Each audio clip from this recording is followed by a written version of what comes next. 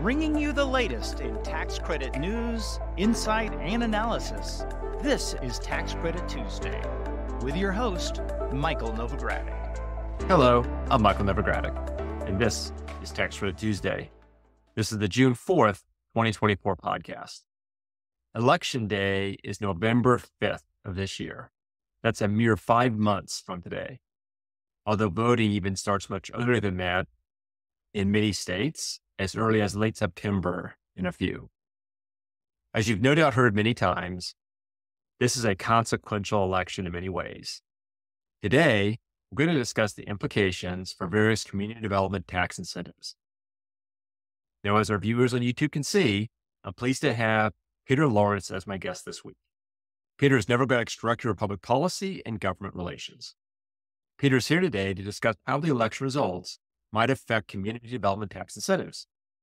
Now, by community development tax incentives, I mean the low-income housing tax credit, the new markets tax credit, the historic rehabilitation tax credit, opportunity zones, and also clean energy tax credits. Advocates for these tax incentives are particularly interested in election results because many individual and business tax provisions are scheduled to expire at the end of 2023. Most of those expirations are of tax changes enacted as part of 2017 Trump tax legislation.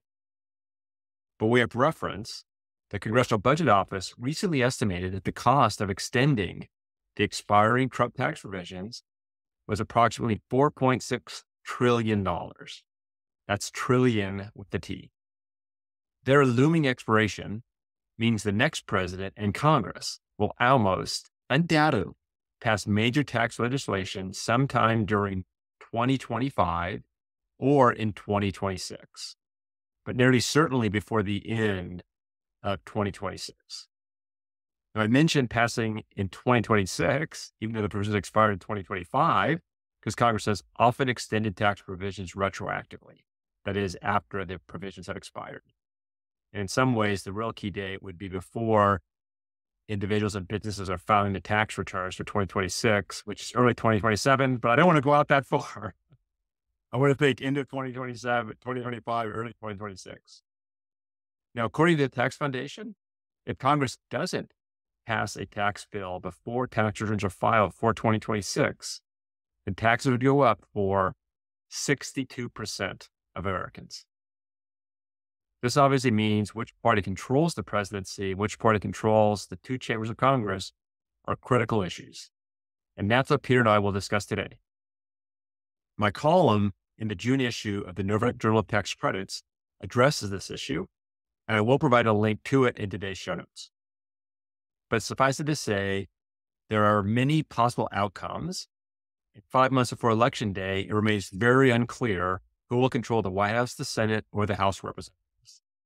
And I have no doubt that lack of clarity will carry us all the way through election. Today, Peter and I will discuss why this election is so crucial to community development stakeholders. We'll examine the state of the different races. And most importantly, we'll discuss what we should expect under various election outcomes. Now, I emphasize what we might expect because we don't know for sure what will happen, of course, as there's not only a variety of possible outcomes as to which party controls the House, the Senate, presidency, but the margin of control in the House will also play a critical role. And there's going to be a lot of items playing a critical role that haven't happened yet that we don't know, the unknown unknowns. Now, Peter knows as much about this as anyone, and we have a lot to discuss. So if you're ready, let's get started. Peter, welcome back to Tax Credit Tuesday.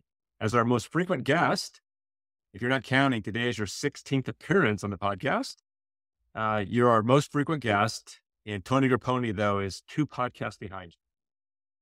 Oh, thank you, Mike. I don't take it for granted, and it's a testament to your focus on policy issues why this podcast has featured me. So thank you for your interest in policy. Well, thank you. And before we dive into today's topic, I want you to share with our listeners some of the services you provide to Novogradac clients. Yeah, so we, of course, operate through various working groups, including the low-income housing tax working group, the new markets Tax Credit Working Group, the Opportunity Zones Working Group, and the Renewable Energy Working Group. And each of those are organized by clients and stakeholders who care desperately very much with each of those tax incentives. And through those working groups, we advocate for consensus solutions, both in legislation and regulations. And we will, of course, often talk to the key federal agencies that oversee the tax incentives, as well as members of Congress. And clients can also engage us to do various policy-focused research and other advocacy engagements. So I look forward to working with any of you. Now, as I said earlier, this election is especially significant to those involved in affordable housing development because of the tax legislation piece and the fact that the cost of the tax legislation will be so substantial. And in the course of this podcast, we're going to talk about pay-fors. That we maybe will have a future podcast where we start to think about pay-fors and the rest, but that's a little bit premature until we know who controls the House, the Senate, and the presidency. But maybe you could expand a little bit more for our listeners on the significance of this election and this large tax legislation that we're anticipating in 2025 or 2026. Yes. Well, so there have been a number of provisions, high-profile provisions from the Tax Cuts and Jobs Act of 2017, otherwise known as the Trump Tax Cut Bill. That many of the individual tax provisions are expiring, and even some of the corporate tax provisions are also expiring, or have recently expired, maybe not necessarily in 2025, but in recent years. And given the confluence of all these expirations, that's leading Congress to really put a lot of attention and prepare as much as possible for addressing whether to extend them, how to extend them, whether to pay for them or whether not to pay for them. And as you mentioned, $4.6 trillion is a pretty significant, amount of money, even in federal terms. To give you a comparison, when the Joint Committee on Taxation evaluated the Trump tax cut law in 2017, they estimated that the legislation would cost $1.5 trillion over 10 years. Well, just to extend the provisions that expire in 2025, as you mentioned earlier, it's gone up to $4.6 trillion. So it really underscores how significant a moment this is for tax policy, and how motivated members of Congress will be. As you mentioned, some things can trip up process and take longer than anticipated, but I do think that fact, according to the Tax Foundation, 62% of taxpayers would have their taxes go up if Congress did not act at all on these expirations, is a pretty strong motivating force. I would note that President Biden also has said that those who would have a tax increase that have incomes of under $400,000, those would be extended. So it's not as if President Biden has said he wouldn't extend them. He just has said they wouldn't extend them in their entirety. And it would obviously take a different shape, which we'll talk about more in a moment, depending about who wins the presidency. I would also note that, just for a point of reference, the new market tax credits last round is in 2025. So the new market tax credit will technically expire at the end of next year. And the opportunity zones incentive has a big deadline in 2026. So that both of those incentives are particularly focused on this next big tax bill. And then obviously there's a number of Horizon Credit Improvement Act and other provisions we'll talk about more in a moment. Now, I noted in my introduction that tax legislation won't necessarily be passed and enacted in 2025. because as we've seen, these negotiations take time, and it's possible that Congress won't finalize tax legislation until 2026. So I want to discuss with you the various permutations of the election results in terms of control of the presidency, the House, and the Senate. But before we do that, I thought it would be useful just to look at the race for the White House, the race for the control of the Senate, race for the control of the House. So let's start with the race for the control of the White House. Very briefly, share with our listeners where the race for the White House currently stands. Well, despite the fact that former President Trump was convicted in a state case in New York last week, the race is extraordinarily close, and it appears likely to stay very close. In these last 5 months we have, it really comes down to 6 or 7 states where this race will be determined. And those states are Arizona, Nevada, Wisconsin, Michigan, Pennsylvania, Georgia, and to some extent even North Carolina. And those states are likely to swing the election one way or the other. And it could be decided by, the total votes might be about as many people you could fit in a football stadium. And when you think of the country as a whole with, 335 million people and roughly half of those registered voters, that's, quite a small margin in the grand scheme of things. And each of those states, many of them, currently has a polling lead, although it's still fairly early in the election season. And not every single voter is engaged. But each of those 7 states are likely to be very close. And all it will take is a slight shift one way or another for, one candidate or the other to win. So definitely keep an eye out. I think there's going to be very much a nail-biting race from my perspective. No, I totally agree with you. And I feel like there's particular attention in Wisconsin, Michigan, and Pennsylvania for Biden, and for Trump to be focused on Arizona, Nevada, Georgia, North Carolina, and then winning either Wisconsin, Michigan, or Pennsylvania. And I would also note, as you and I have discussed before, Peter, that Nebraska and Maine also will give an electoral vote for winning a congressional district. And while Nebraska statewide is expected to go for Trump, Biden would get one. It's anticipated to get one electoral vote. And for Maine, it's the opposite. And if those one votes ended up switching, it could end up being a difference in having a victor and having a tied presidential election. Yeah, indeed. In fact, if Biden were to win Pennsylvania, Michigan, Wisconsin, and that second district in Nebraska where Omaha is based, right, I'll give him 270 electoral votes, the minimum you need. Yep. But he also has to win.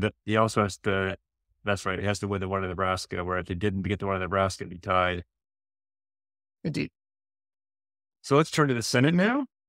Most prognosticators think the Senate will go Republican. Maybe explain that for our listeners. Yes, indeed. Every 3 years, there's a different Senate map because not all senators are up for re-election. They have 6-year terms. And so you've got, just by the fate of the map, every year, every even year, election year, a different set of senators are up for election. And this year, in 2024, the map is decidedly in favor of Republicans. There are many more Democrats running for, and then, of course, the various senators that are registered independent but caucus with the Democrats. Those seats are up this cycle, and there are comparatively fewer Republican incumbents. all of those Republican incumbents are in states that Trump won in 2020. And there are 3 Senate seats up, currently held by Democrats, or I suppose I should say, actually, as of this past weekend. Yes, 2 Democrats in They actually decided to register as independents. So actually, I guess there are now 4 independent senators instead of 3. And 2 of them seats are up. Both of them have currently at least expressed that they are not running for re-election. So we assume they remain open seats. And in particular, that Senate seat held by Joe Manchin in West Virginia, if the senator does not run, as we currently expect, it is highly, highly likely that the Republicans will flip that seat, giving them essentially, a map where they're at essentially 50-50 right now as we speak. That means if Trump wins, then they have the majority in the Senate because the vice president breaks the tie. And again, assuming all the various Republicans senators are reelected. If they flip one Democratic seat beyond that, even if Biden is reelected, they have control of the Senate, and they have multiple opportunities to do that. Beyond Manchin, there's also Tester in Montana and Senator Sherrod Brown in Ohio, both states that Trump won. In Ohio, he won by 8 percentage points. In Montana, he won by 15. And so that sort of really demonstrates that both Tester and Brown have to considerably outperform Biden in order to be reelected. It's certainly possible. And they both of which have been through tough elections before and know how to campaign, but it's a tall order to do so. And so it's not surprising to think that Republicans have the inside track. There are also a number of other races with Democratic incumbents or open Democratic seats where they're going to be close and challenging. Like, there's the open seat in Arizona, open seat in Maryland, open seat in Michigan. There's the race in Nevada, races in Pennsylvania, and races in Wisconsin, all of which, by the way, are those states that are going to be contested in the presidential election. So one could imagine that, depending on which president wins, that will help, their respective Senate candidates win that race as well. Even though I will note that it does seem like all the Democratic incumbents currently are outperforming Biden in the polling, which they're going to, as I mentioned, the case of Tester and Brown, they have to do it to a big degree. And so, but in general, just to recap, Republicans are definitely favored by most political pundits to take control of the Senate after the election. And I've seen as there's like 60 or 70% chance favoring the Republicans. And I will observe that I don't think I've ever seen an incumbent retiring and the initial estimate in terms of who's going to win that race switch to the other party into the safe column. Most prognosticators have the West Virginia Manchin seat as safe Republican. So it is quite remarkable. And as you point out, technically, as of this weekend, he's an independent, not a Democrat. Let's talk about the House briefly. So how's the House looking in terms of the Republicans taking over control or the Democrats, or the Republicans keeping control or the Democrats taking over control? So I think that, first of all, it's worth just reminding folks how it's very close right now. There are 218 Republican Republican members of the House of Representatives and 213 Democrats and some vacancies. And so when at the beginning of this Congress, it was 222 Republicans to 213 Democrats. And one of the most narrow margins of control of any Congress in recent history. At least the initial polling suggests that it'll be very close as well in November. And it could be that the Republicans retain control. Again, I would say if Trump wins, then the chances of Republicans maintaining control of the House go up. If Biden wins, the chances of Democrats flipping control also go up. There's not as much split ticket voting as there used to be in the past. So you definitely see a lot of these voting patterns becoming more nationalized. And I will note that there are also more Republicans running in districts that Biden won than House Democrats running in districts that Trump won. So that's a bit of a structural advantage Democrats have. But there were also predictions that the redistricting that was expected to happen for this election didn't turn out to be as dramatic as some people thought it might be. And so it's more of a wash than of an advantage for one party or the other. And so I've seen predictions all over the board on this. I think it's going to be relatively close, and I don't think that either party is going to have commanding advantage. And with a narrow control, you may see challenges in managing the House, just as we've seen in this current Congress, where getting 218 votes on any piece of legislation can be a challenge. So margin of victory is going to be really important. Tax incentives. I would just note, Peter, you and I have talked a lot about there's a sort of a betting market called poly market, and it actually has bets on whether or not there'll be a Republican sweep, a Democratic sweep, or some version of mixed control. And I would just note for our listeners, poly market has chance of a Republican sweep in the high 30s and the chances of a Democratic sweep in the low 20s, which means the chance of mixed government in the high 30s as well. So, Peter, based on the closeness of the races, they're not even just based on the closeness of the races, just theoretically, in an election like this, there's generally speaking 8 possible scenarios.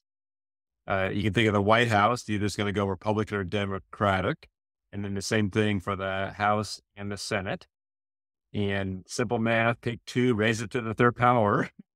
It says there's 8 possible permutations, but they're not all as equally likely, of course. And, and when I think of the possible scenarios, I break them quickly down into 3, like I just sort of mentioned: a Republican sweep, a Democratic sweep, or some form of divided government. So I thought it would be useful now to talk about each of those 3 scenarios as one of the 2 sweep scenarios or the divided government. And when I think of the 2 sweep scenarios, as you and I have discussed in the past, that the general consensus under either sweep scenario is that a tax bill would be enacted via the reconciliation process. And this means that the party in control would enact a strictly partisan bill. So if you have a Republican sweep of the White House, we would be expecting a partisan Republican bill, much like the Trump tax cuts. And if the Democrats were to sweep the White House, Senate, and House, then we would expect a partisan Democratic bill, just like we had with the Inflation Reduction Act. So let's start with the Republican sweep of the White House, Senate, and House. If you could share, Peter, your broad thoughts as to the impact that has on community tax legislation. Absolutely. And while definitely in broad strokes, we would definitely see, I think, similar policy preferences to the Trump tax cut law. And there are a couple of key differences I want to just point out for listeners. One, given that tax bills, including reconciliation bills, need to originate the House Ways and Means Committee chairman is key here. And we have one big difference from 2017, and that is Jason Smith is most likely going to be the Ways and Means Committee chairman next year, just as he is right now, in a Republican control context. And he's a very different chairman than Kevin Brady, who was the former Republican Ways and Means chairman back in 2017. He's speaking at our upcoming New Markets conference, by the way, and this week, and he has a history of strong support for community development tax incentives. And so right from the start, he's an ally of what the community development tax credits do. And so he's not likely in and of himself have a bias against them. And so I think that's one key thing I would want to make sure everyone realizes. That being said, being a reconciliation scenario, it's likely they're going to press for partisan tax proposals. And one of the challenges we have, the community development, in that context, is that our incentives are bipartisan, and there is often this feeling amongst leadership to say, well, we can deal with the bipartisan issues later. We've got this once on a generation opportunity to do reconciliation, maybe once every 10 years, maybe a generation a little bit too extreme. And we need to take advantage of this once a decade opportunity to put our preferences in now, because who knows when we'll have this opportunity. So what this really means, though, in terms of the various tax incentives, I will say in general, it's a little bit more defensive, especially for the low-income housing tax credit, new markets tax credit, historic credits, and probably most notably with the renewable energy credits. I will just sort of point out that when House flipped to Republican control for this Congress, and they were considering debt limit legislation, at one stage they did propose repealing many of the energy tax incentive provisions from the Inflation Reduction Act. And one could imagine that those could be a pay for. I know, Mike, you don't want to bring up pay fors, but I do think that's something that is the renewable energy community needs to be prepared and aware of. I totally agree with that. So I certainly did want to discuss pay fors more broadly, but it's easy to see how some portion of the Inflation Reduction Act gets repealed to help lower the cost of the general sort of a tax extension bill under a Republican sweep scenario. Indeed. But on the flip side, I will say there are a number of initiatives under the community development umbrella that may have a better chance to advance. And I'm thinking here of provisions that target rural America. We know that Chairman Smith has wanted to prioritize provisions targeting rural America. And so, there are several in the community development space. There's the Rural Opportunity Zone program that he actually did advance in legislation last year. And I would imagine might be brought back next year. There's the Rural Jobs Act, which would set aside $500 million per year for new markets allocations targeting rural America, especially persistently poor and high out migration counties. There's the rural basis boost for the low-income housing tax credit, and even a permanent 30% historic tax credit for small properties, which tend to be in rural America. So definitely there's some, offensive and defensive opportunities in a Republican sweep scenario.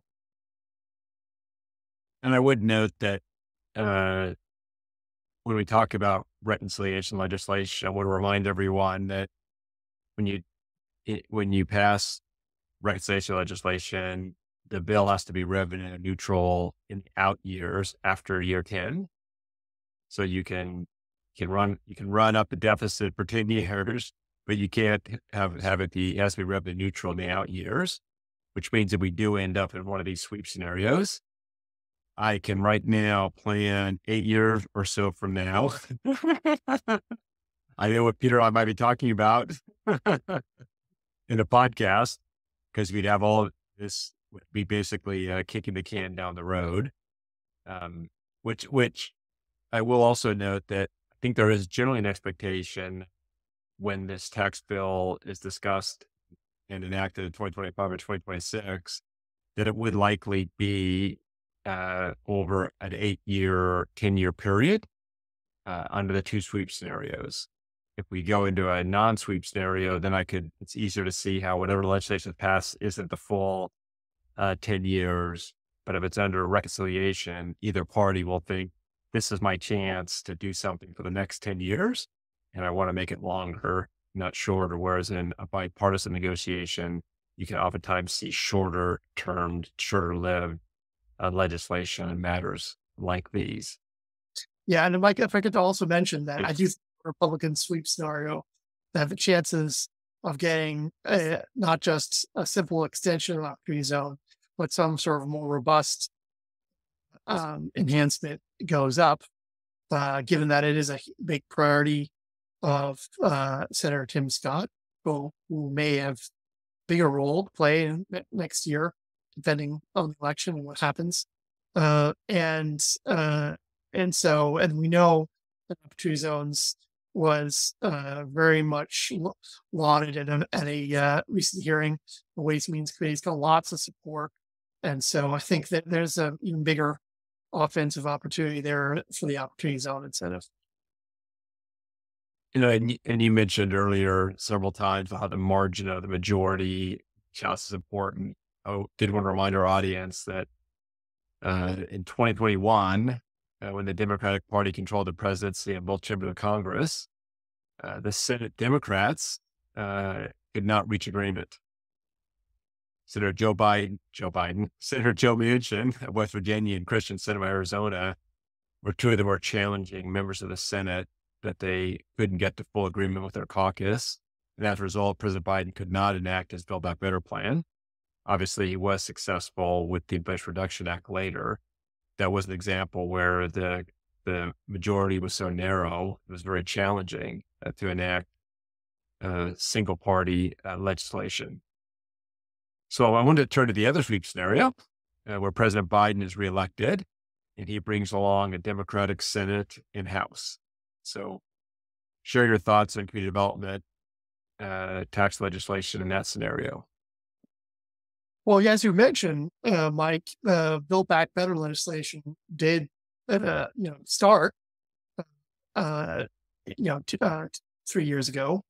And I imagine that a lot of those proposals that you saw in that legislation in the early stages will get a second chance.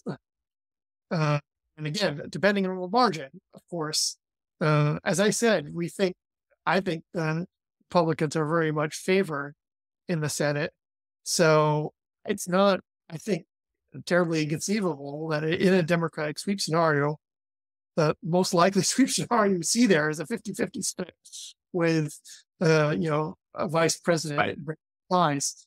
And that means just one Democratic senator, maybe, newly reelected, Senator Tester and Brown, who just realized how close their election was and maybe worried about,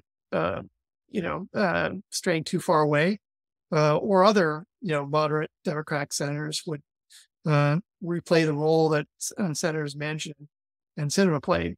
So I don't think it's likely to be a hugely expansive opportunity. But we do know that there's also a lot of pent-up desire among Democrats in Congress to advance proposals, and that I imagine that a lot of the community development tax incentives would certainly get a serious look at a Democratic reconciliation bill. There's the Affordable Housing Credit Improvement Act has many provisions, and there's a lot strong support amongst Democrats in Congress for it, as well as Republicans. But I do know that's something that they're likely to push for, and maybe perhaps a few other opportunities as well, like the neighborhood homes tax credit proposal based on to a large part the low income housing tax credit, but to build owner occupied housing in distressed communities, starter homes. Workforce housing credit may get a second look, to build housing for renters that are earning just above the traditional low-income housing tax credit limits.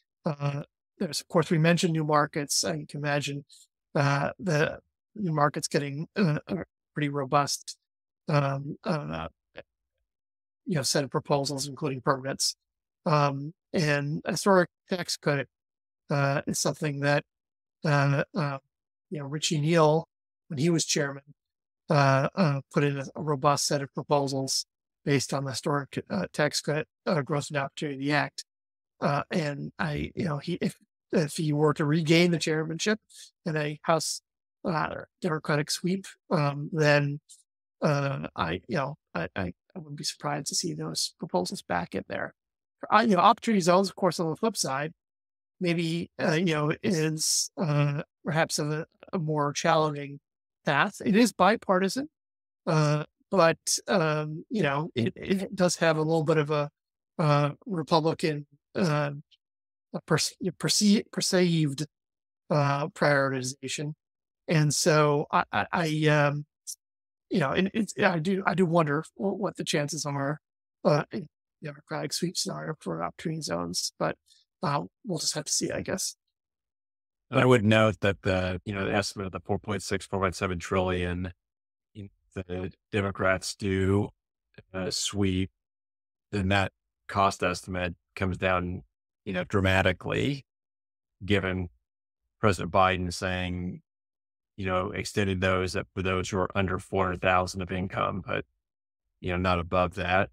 And also President Biden has discussed raising the corporate tax rate, which would raise more revenue to help offset that.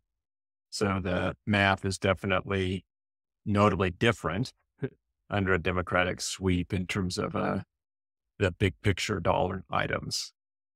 So Peter, we've talked about a Republican sweep and a Democratic sweep, which I will remind our audience that is what happened the past two presidential elections. In 2016, the Republicans swept the White House in both chambers of Congress, and in 2020, the Democrats did the same. So that is, if you just went back to the sample size of the last two elections, think that was a given, it was going to happen. But as we also noted earlier, there is a greater than the betting markets say there's a high 30%, in the high 30s is the chance that we'll have a split government. So Peter, if you could share your thoughts as to what a split government means. That means, between the presidency, the House, and the Senate, there's two Democratic control parts or two Republican control parts, and at least one Democrat, and at least one Republican control part. What you think we should expect a split government outcome? Yeah, and I'll just also note, Michael, to riff a little bit on your point here, the first 2 years of Obama's presidency was full Democratic control. The first 2 years of George W. Bush's presidency was full Republican control. And the first 2 years of Clinton's presidency was full Democratic control. So it does seem like at least with respect to the first 2 years, right, there's a decent chance of it. At least when you look at those scenarios. But I still will say, coming from my perspective now, given that Senate, to me, I still think a split government seems to be, pretty probable in my mind. whatever, even the poly market may not necessarily agree at this moment. And I do think that does have one sort of key piece of this is that it makes reconciliation less likely. I mean, it is certainly possible. Let's say you have a Biden presidency and a Republican House and Senate. You could still imagine reconciliation being pursued as a sort of a tactical matter because the Republicans will want to have as partisan a piece of legislation to negotiate with President Biden. But if you have a split between, House and Senate control, the chance of reconciliation go down considerably to near zero because I can't imagine them agreeing on a joint budget resolution together. You just have not seen that at all. I can't remember if it's ever happened. Maybe that's something that one could research later. But I think we sort of start off with this idea that it's a very challenging bipartisan negotiation, and it really becomes you do certainly have perhaps a more stable and more permanent tax policy because whatever is negotiated may be done so on a longer term basis. But I think given that there are different priorities amongst the parties, and it's such a huge challenge on how to address that cost, it will be a challenging negotiation. But I still do think that there will be some sort of legislation in the end because that the compelling point about how as many as 62% of Americans would get a tax increase if they don't act. They sort of swipe and snipe at each other and try to blame each other. It's not going to work because the American public will say you're an inaction led to me to have a tax increase. So I do think that there will be a tax bill, but it'll look very different from the two partisan sweepstakes. And I would just add to that, this has happened before. The George W. Bush tax cuts passed under reconciliation expired 8 years later. Barack Obama was president, and they ended up, and it was divided government. And by one calculation, 98% of the tax cuts were extended. And I am not suggesting that under divided government, 98% of the Trump tax cuts would be extended, but some large portion of them would be. The question would just be what portion and getting paid for or not. So, I mentioned earlier, negotiations could continue into 2026. Recent years have shown it's very difficult to predict not only what will happen, but the timing as well. We at Novogradac will continue to keep an eye on it as we get close to the election. And then obviously after the election, we'll be spending even more time on it. And we'll definitely be spending more time in due course on some of the pay for outcomes. So as you start to think about how much debt might be the Congress being willing to increase versus how much they might be willing to adjust other provisions to raise revenue. And as I also mentioned earlier, I sorry to interrupt you, but yes, they need to raise the debt limit again early next year. Well, at least the suspension will expire early next year. But and at some point of the year, they're going to Congress. That's going to be a very challenging exercise and a split government. So that's something for. And then also, as I said earlier, my column in this month's Novogradac Journal of Tax Credits is about the election results, what they could mean. I'll share a link to it in today's show notes. I encourage you to take a read. If you have any thoughts you wanted to add, just tweet out those thoughts to me. My Twitter handle or my X handle is @Novogradac. Peter, before we move on, is there anything else that listeners and viewers should be aware of? So I want to just once again remind listeners that we do have our New Markets Tax Credit Conference in DC this week. Encourage, it's not too late to register and attend. We have Chairman Jason Smith keynoting. He's going to be talking to you, Mike. And a lot of these questions we'll be discussing, and you'll be able to hear from one of the very key tax policy makers on this very issue. So it's definitely want to encourage you to attend. And I will note that, as we always do, all the Novogradac working groups will continue to be engaged with the key federal agencies in Congress, and we'll, as part of that work, we'll be also previewing the election, and then, of course, debriefing what it all means. So if you're not a member of any of our working groups, please reach out. You can join. I'm sure you'll put links to that in the show notes, Mike. So encourage folks to investigate. If you got any questions about the working groups, please feel free to reach out to me. Thank you, Peter. And yes, I will include the links to the conference and the working groups in the show notes for today's episode. And I will also include Peter's contact information. And before we get to the off-mic section, I'd like to remind our listeners and viewers to subscribe to our podcast on whatever platform you prefer. And I also encourage you to share the podcast with your colleagues who might be interested. And also, I'd ask you, personal request, if you're enjoying the podcast, please take a moment to review the podcast on your platform of choice. So, Peter, now we're in our off-mic section, and we've been using this section as an opportunity to offer a shout out to someone working in community development. So, Peter, you work in a variety of fields, though we do have our New Market Tax Credit Conference coming this week. Who would you like to give a shout out to today? Yeah, well, I know I'm always loath to favor one of the tax incentives over the other. They're all important, and we work with a variety of stakeholders in each of those.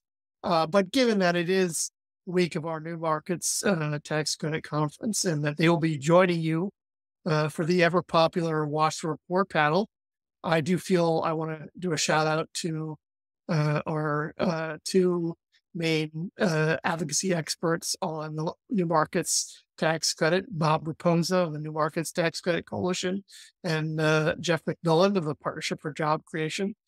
Two really fantastic advocates for the new markets. Key ones. If you're a stakeholder in the New Markets Tax Credits, you should join one or both of those organizations because they're doing extremely important work to, first of all, make New Markets Tax Credit permanent and make sure it works as best as possible to deliver private capital to low-income communities across the country. So please join me in recognizing the great efforts of Bob and Jeff.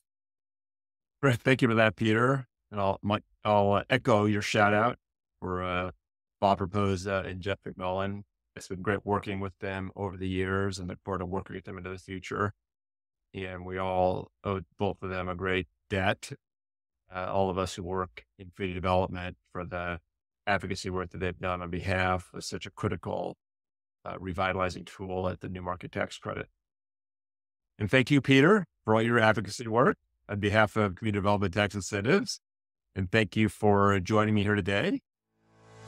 And to our listeners, I'm Mike Novogradac. Thanks for listening. This weekly podcast has been brought to you by Novogradac and Company, LLP. Archived podcasts are available online at www.novoco.com/podcast or by subscribing to the Tax Credit Tuesday podcast in iTunes, Spotify, YouTube, Google Podcasts, Stitcher, and Radio Public. You can find related links referenced in this podcast on our website at www.novoco.com/podcast. Novogradac and Company, LLP is a national certified public accounting and consulting firm with offices nationwide. Learn more about our professional services at www.novoco.com.